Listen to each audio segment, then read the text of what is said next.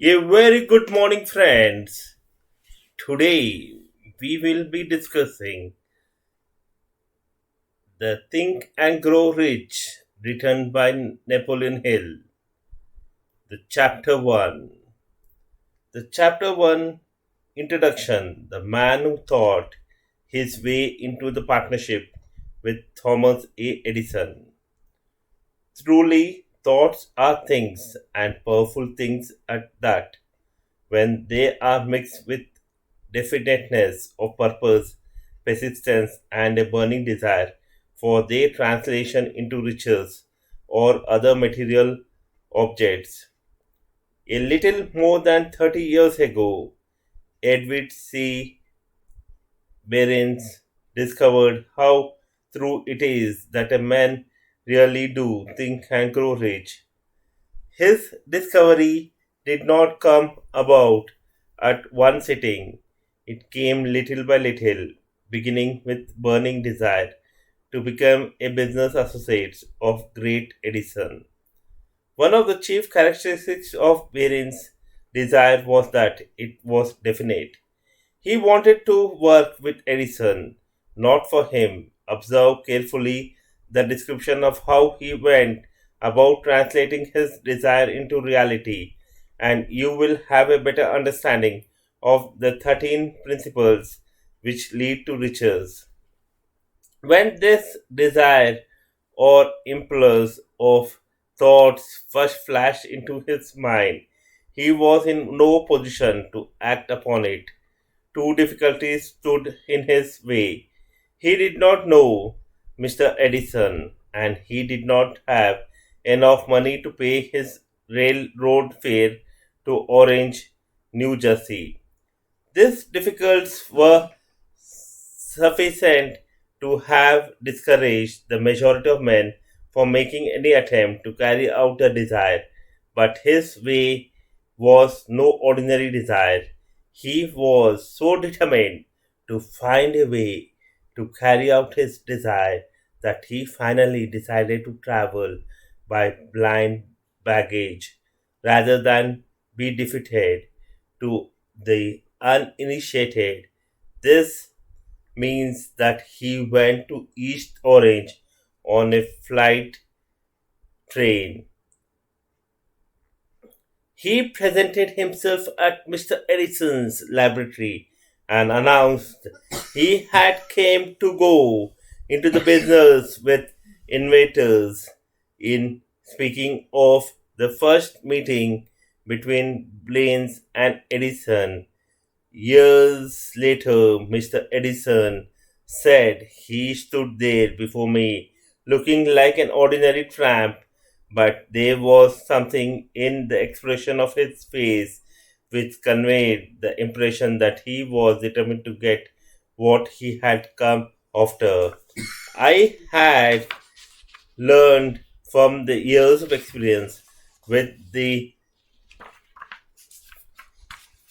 men that when a man really desires a thing so deeply that he is willing to stake his entire future on a single turn of the wheel in order to get it, he is sure to win. I gave him the opportunity he asked for because I saw he had made up his mind to stand up until he succeeded. Subsequent events proved that no mistakes was made. Just what young Berens said to Mr. Edison on that occasion was far less important than that which he thought Edison himself said so. It could not have been the young man's appearance which got him his start in the Edison's office, for that was definitely against him. It was that he thought that counted. If the significance of his statement could be conveyed to every person who reads it, there would be no need for reminders of this book. Berens did not get his partnership with Edison on his first interview. He did get a chance to work in Edison's office at a very nominal wages, doing work that was unimportant to Edison, but most important variance because it gave him an opportunity to display his merchandise where his intent with partner could see it. Months went by, apparently nothing happened to bring the coveted goal which Behrens had set up in his mind as his definite major purpose. But something important was happened in Berin's mind. He was consistently intensifying his desire to become the business associates of Edison. Psychologist has correctly said that when one is truly ready for the thing it puts in its appearance, Barins was ready for business association with Edison's. Moreover, he was determined to remain ready until he got that which he was seeking. He did not say to himself, well, what is the use? I guess I will change my mind and try for the salesman job. But he did say, I came here to go into the business with Edison and I will accomplish this, and if it takes the remainder of my life. He meant it. What a different story men would have to tell if only they would adapt a definite purpose and stand by that purpose until it had time to become an all consuming opposition. Maybe young Berens did not know it at all at the time, but his bulldog determination, his persistence in standing up of the single desire was destined to mow down all oppositions and bring him the opportunity he was seeking. When the opportunity came, it appeared in the different forms and formed a different purpose directions than Berin had expected. That is one of the trick of opportunity. It had a shy habit of slipping in by the back door, and often it came disgusted in the form of misfortune or temporary defeat. Perhaps this is why so many fail to recognize opportunity. Mr. Edison had just perfected a new office machine device known at that time as Edison dictating machine, now Ediphone. His salesmen were not enthusiastic over the machine. They did not believe it could be sold without great efforts. Berin saw this opportunity. It had carved in quietly hidden in a AQ looking machine which interested no one but Berin's and inventor. Berins knew he could sell the Edison dictating machine. He suggested this to Edison and promptly got his chance. He did sell the machine. In fact, he sold it so successfully that Edison gave him a contract to distribute and market it all over the nation. Out of that business association grew the slogan made by Edison and installed by Berins. The Business Alliance has been in operation for more than 30 years. Out of it, Berin has made himself rich in the money. But he has done something infinitely greater. He has proved that one really may think and grow rich. How much actual money that original desire of Berin has been worth to him, I have no way of knowing. Perhaps it has brought him $2 or $3 million, but the amount, whatever it is, becomes insignificant when compared with the greatest asset he acquired in the form of definite knowledge that an intangible impulse of thoughts can be transmuted into a physical counterpart by the application of known principles. Behrens literally thought himself into the partnership with great Edison. He thought himself into a fortune. He had nothing to start with except with the capacity to know that he wanted and the determination to stand by that desire until he realized it. He had no money to begin with. He had but little education. He had no influence, but he did have the initiative, faith, and the will to win. With this intangible force, he made himself number one with the greatest inventor who ever lived. Now let us know at the different situation and study a man who had plenty of tangible evidence of riches but lost it because he stopped 3 feet short of the goal he was seeking. 3 feet from the goal. One of the most common cause of failure is the habit of quitting. When one is overtaken by temporary defeat, every person is guilty of this mistake at one time or another. An uncle of R.U. Dabby was caught by the fever in the gold rush days and went west to dig and grow rich. He had never heard that more gold had been mined from the brains of men than has ever been taken from the earth. He stacked a claim and went to work with pick and slow. The going was hard, but this lust for the gold was definite. After weeks of labor, he was rewarded by discovery of shining ore. He needed machines to bring the ore to the surface. Coldly he covered up the mines, retraced his footsteps into his home in Williamsburg, Maryland, told his relatives and few of neighbors of the strike. They got together money for the needed machinery, had it shipped. The uncle and the Debbie went back to work the mine. The first car of the ore was mined and shipped to the smelter. The return proved they had one of the richest mines in Colorado. A few more cars of that ore could clear the debts. Then could come the big killing in the profit. Down went the drills, up went the hopes of Debbie and Uncle. Then something happened. The vein of gold ore disappeared. They had come to the end of the rainbow, and the pot of gold was no longer there. They drilled on, despitely trying to pick up the vein again, all to no avail. Finally, they decided to quit. They sold the machinery to junk man for a few $100 and took the train back. Some junk men's are dump, but not this one. He called in a mining engineer to look at the mine and do a little calculating. The engineer advised that the project had failed because the owner was not familiar with the fault line. His calculation showed that the vein would be would be found just 3 feet from where the debris had stopped drilling. That is exactly where it was found.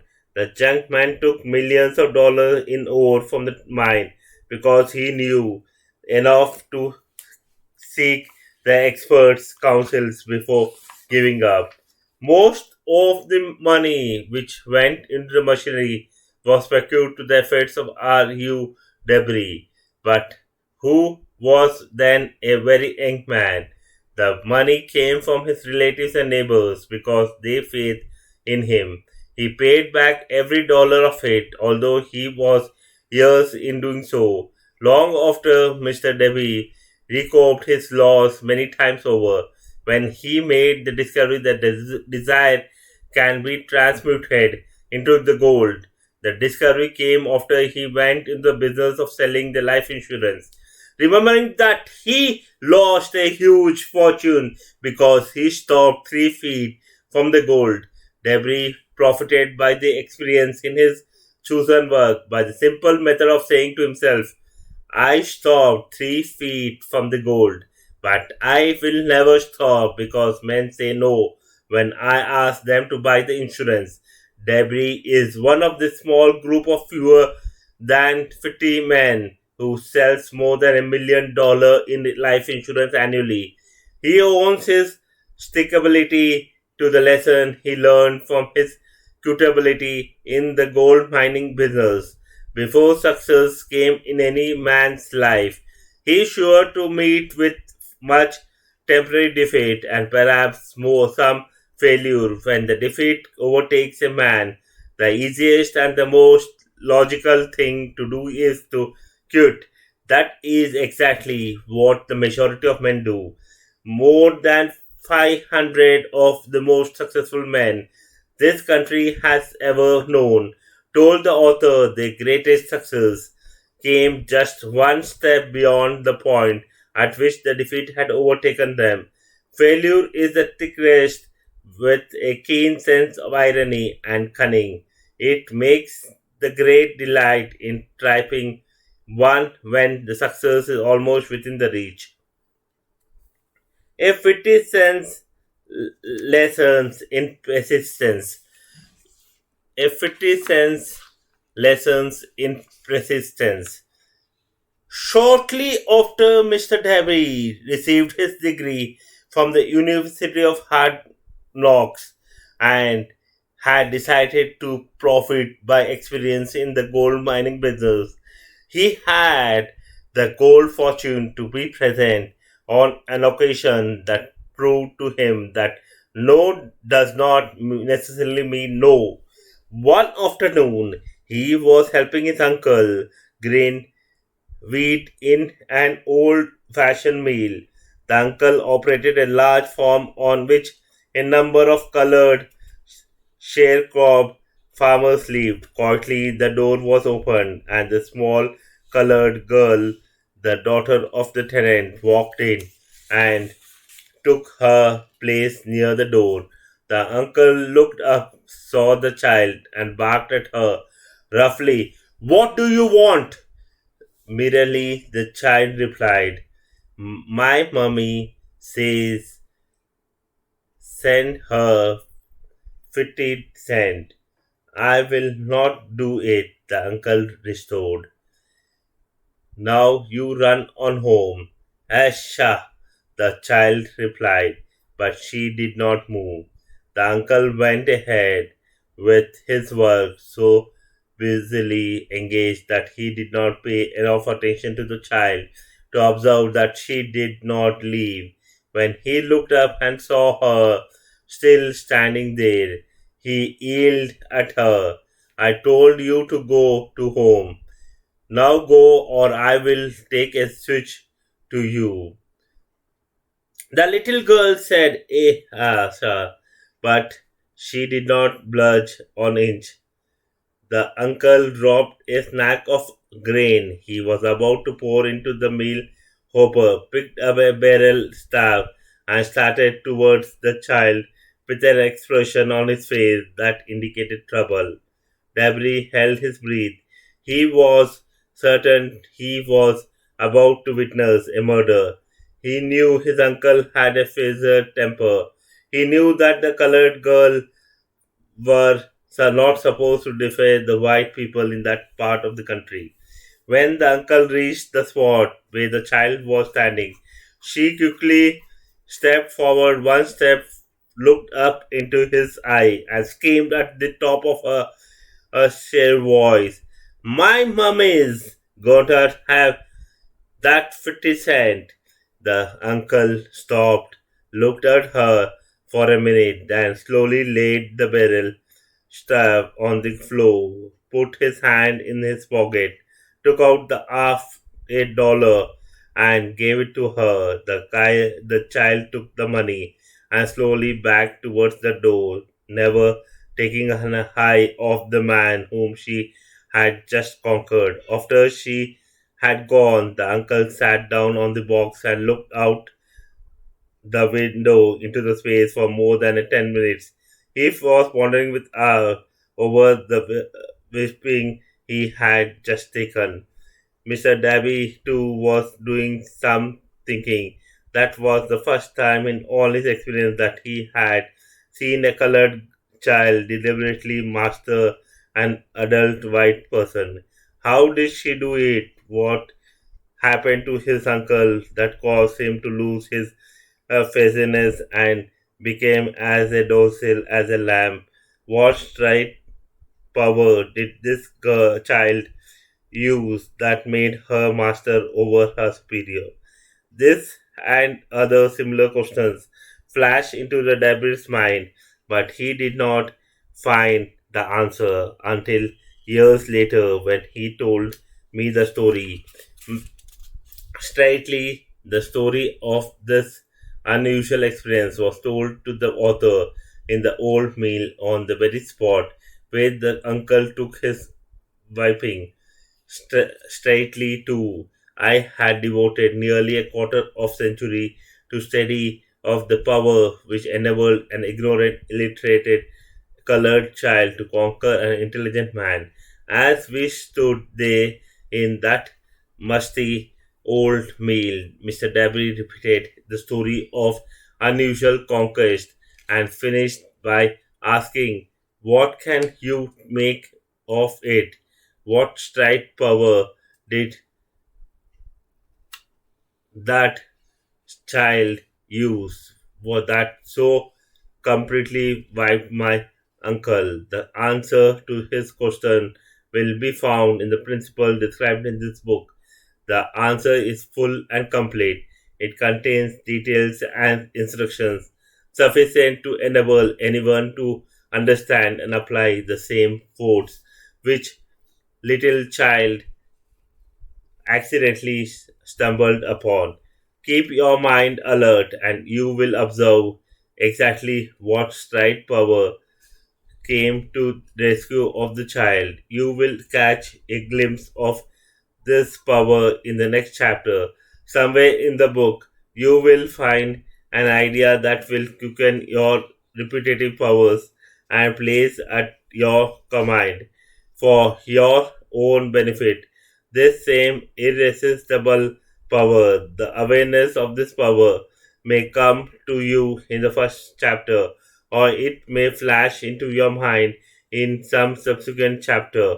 It may come in the form of the single idea, or it may come in the nature of a plan or a purpose. Again, it may cause you to go back into your past experience of the failure or defeat and bring to the surface some lessons by which you can regain all that you lost through defeat. After I had described to Mr. Devi the power unwittingly used by the little colored girl, he quickly retraced his 30 years of experience as a life insurance salesperson and frankly acknowledged that his success in that field was due in no small degree to the lessons he had learned from the child. Mr. Debris pointed out every time a prospect tried to bow me out without buying, I saw that child standing there in the old mill, her big eyes glaring in difference, and I said to myself, I'm gonna make this sales. The better portion of all sales I have made were made after the people had no. He recalled too his mistakes in having stopped only 3 feet from the goal, but he said that experience was a blessing in disguise. It taught me to keep an eye on no matter how hard the going may be. A lessons I needed to learn before I could succeed in any way. This story of Mr. Devi and his uncle, the colored child, and the gold mine, doubtlessly will be read by hundreds of men who make their living by selling life insurance, and to all of this, the author wishes to offer the suggestion that Debbie owns to this to experience his ability to sell more than $1 million of life insurance every year. Life is strange and often imponderable, but the success and failure have their roots in simple experience. Mr. Debris' experience were commonplace and simple enough, yet they held the answer to his destiny in life. Therefore, they were as important to him as life itself. He profited by this too dramatic experience because he analyzed them and found the lessons they taught, but because he analyzed them and found the lessons they taught. But what of men who had neither the time nor the inclination to study failure in the search of knowledge? that may lead to success. Where and how is he to learn the art of converting defeats into the stepping stones to opportunity? In answer to these questions, this book was written. The answer called for description of 13 principles, but remember, as you read the answer, you may be seeking to the questions which have caused you to ponder over the strangeness of life may be found in your own mind through some idea, plan, or purpose which may spring into your mind as you read. One sound idea is all that one needs to achieve success.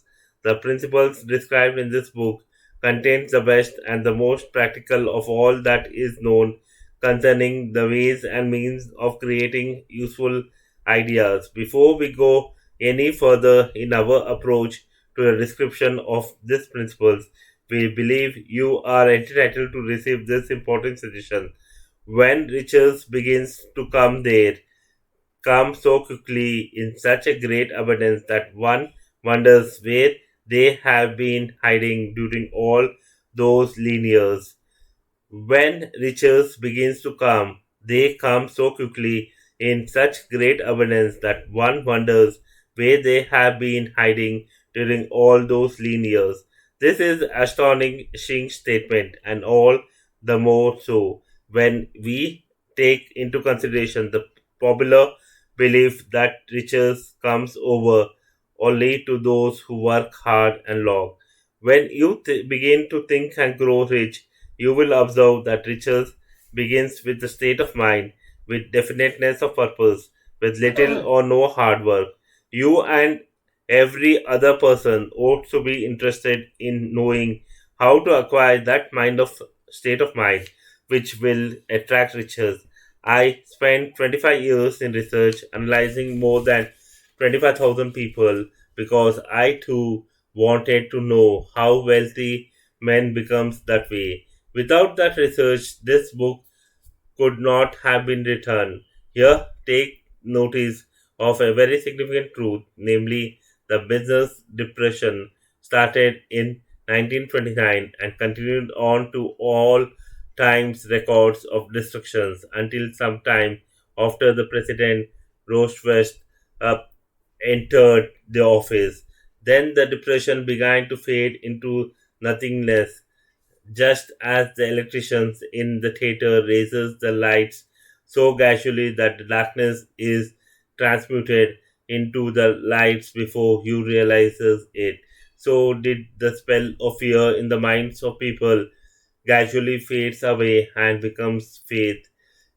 Observe very closely as soon as you master the principles of this psychology and begins to follow the instructions for applying those principles.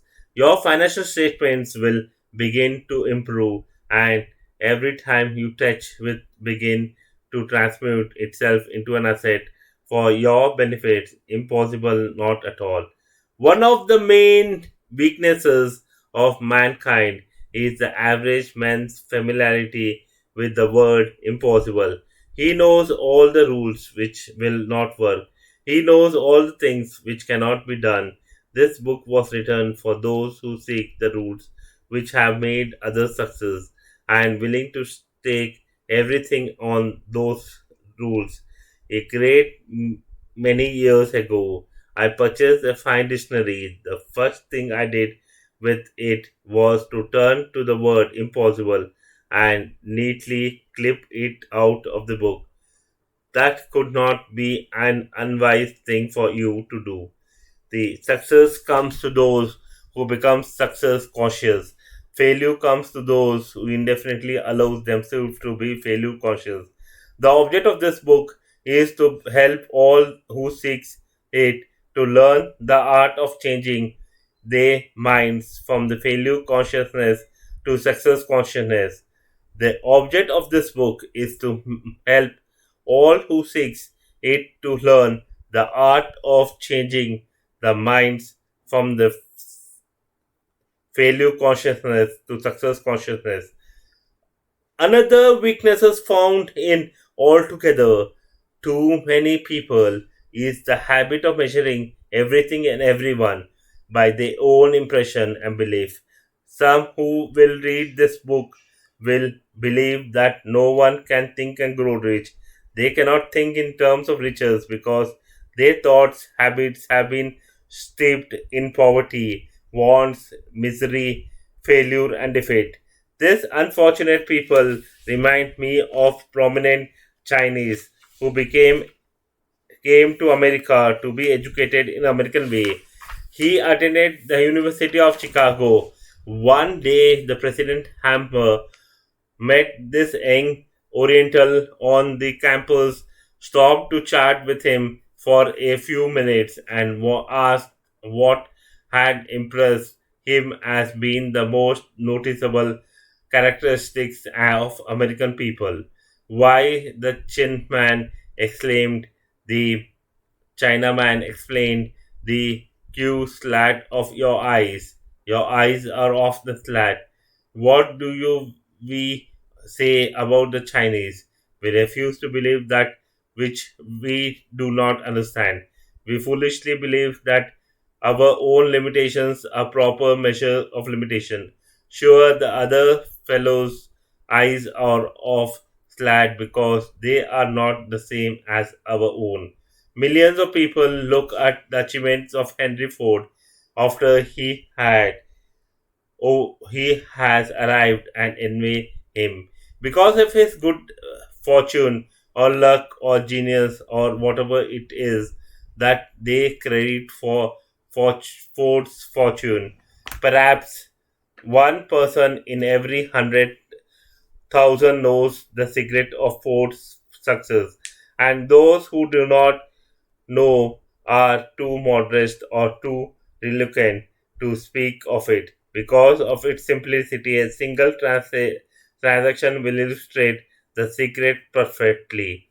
A year ago, a few years back, Ford decided to produce his own famous V8 motor.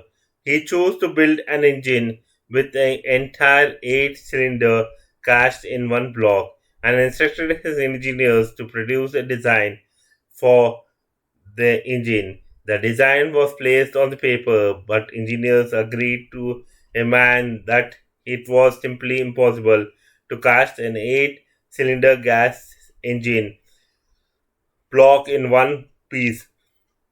Ford said, produce it anyway, but they replied, it is impossible. Go ahead, Ford commanded, and stay on the job until you succeed, no matter how much time is required. The engineers went aboard ahead. There was nothing else for them to do. If they were to remain on the Ford staff, 6 months went by, nothing happened. Another 6 months passed, and still nothing happened. The engineers tried every convincible plan to carry out the orders, but things seemed out of questions, impossible. At the end of the year, Ford checked with his engineers, and again they informed him they had found no way to carry out his orders. Go right ahead, said Ford. I want it, and I will have it. They went ahead, and then, as if by the stroke of magic, the secret was discovered. The Ford determination had won once more. This story may not be described with the minute accuracy, but as some and substance of it is correct. Disuse from it. You who wish to think and grow rich, the secret of 4 millions, if you can, you will not have to look very far. Henry Ford is success because he understands and applies the principles of success. One of this is the desire, knowing what one wants. Remember this Ford story as you read and pick out the lines in which the secret of his spontaneous achievement have been described. If you can do this, you can lay your fingers on the particular group of principles which may the Henry Ford's reach. You can equal his achievements in almost any calling for which you are suited. You are the masters of your faith, the captain of your soul, because when Henry wrote the prophetic lines, I am the master of my faith, I am the captain of my soul, he should have transformed us that informed us that we are the masters of our faith, captains of our souls, because we have the power to control all our thoughts. He should have told us that either in which this same little earth floats, in which we move and have our being, is form of energy moving at an inconceivable high rate of vibration, and that either is filled with forms of universal power which adapts itself to the nature of thoughts we hold in our minds and influences us in natural ways to transmute our thoughts into this their physical equivalent.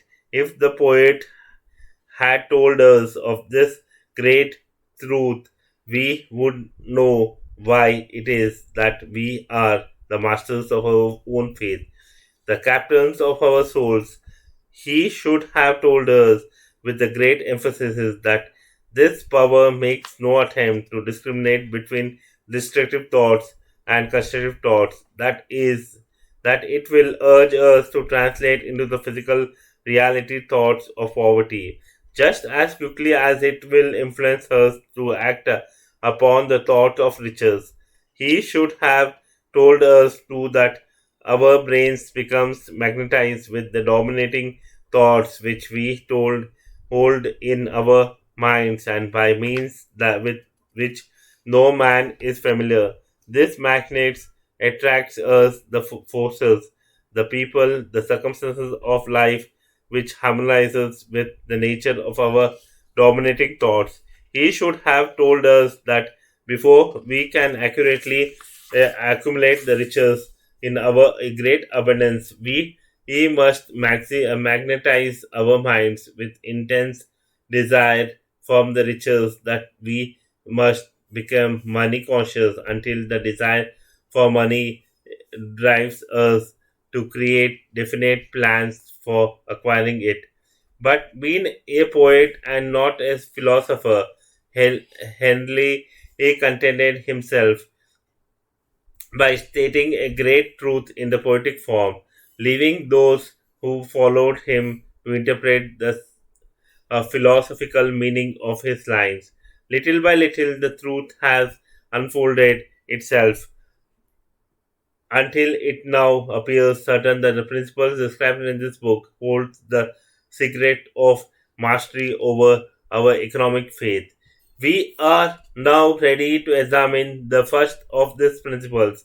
Maintain a spirit of open mindedness and remember as you read, they are inventions of no one man. The principles were gathered from the life experience of more than 500 men who actually accumulated riches in huge amount.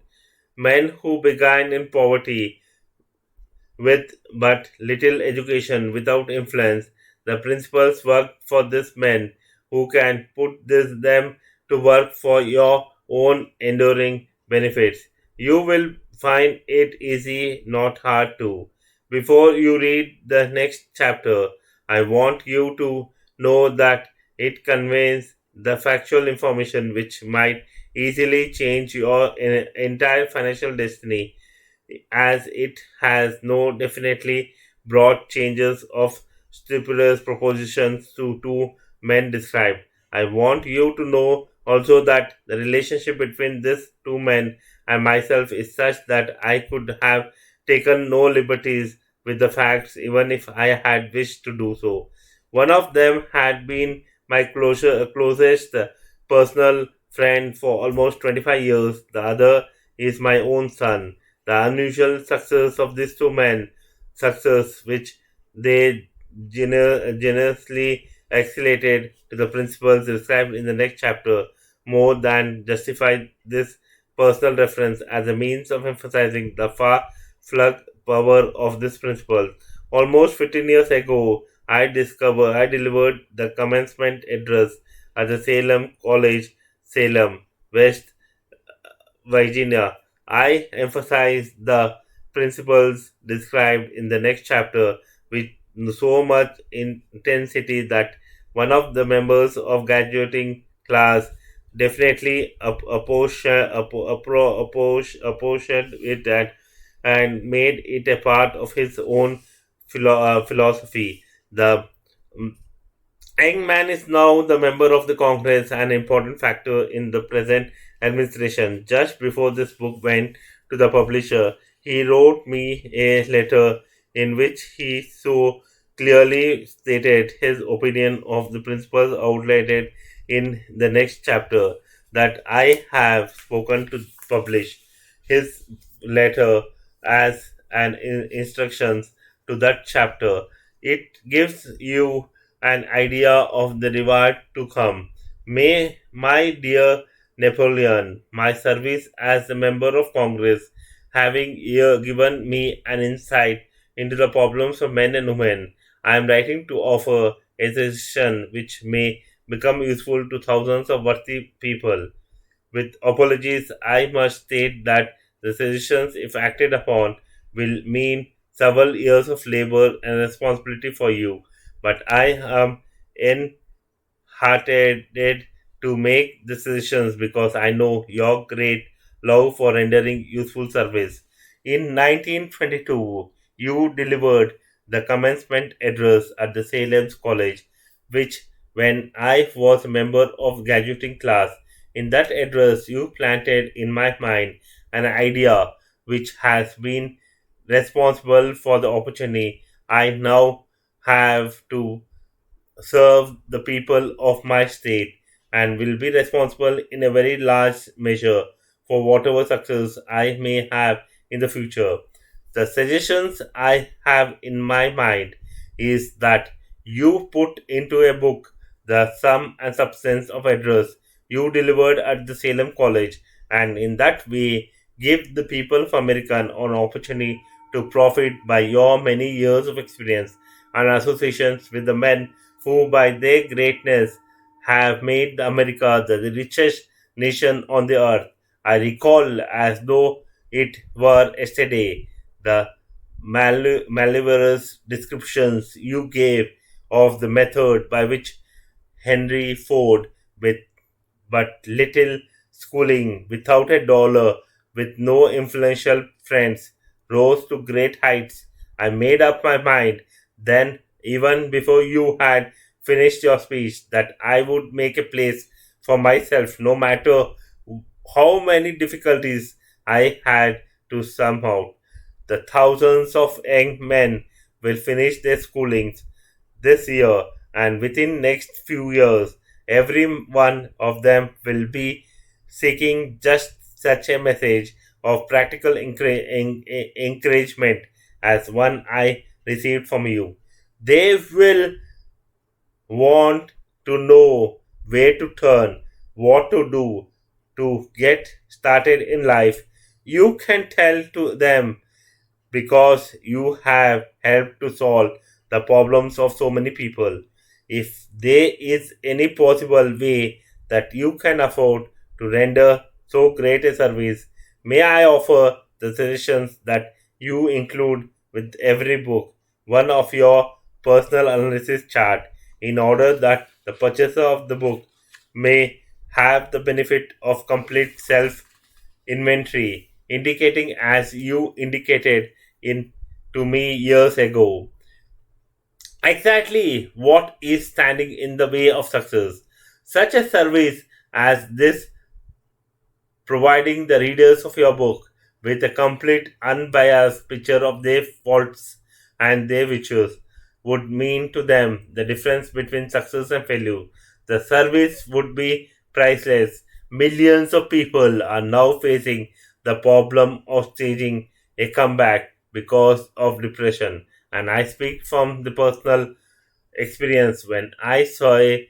I know this earnest people would welcome the opportunity to tell you their problems and to receive your suggestions for the solutions. You know the problem of those who face the necessity of beginning all over again. There are thousands of people in America today who would like to know how they can convert ideas into money. People who must start at the scratch without finance and recoup their losses. If anyone can help them, you can. If you publish the book, I would like to know own the first copy that comes from the press, personally autographed by you, with the best wishes.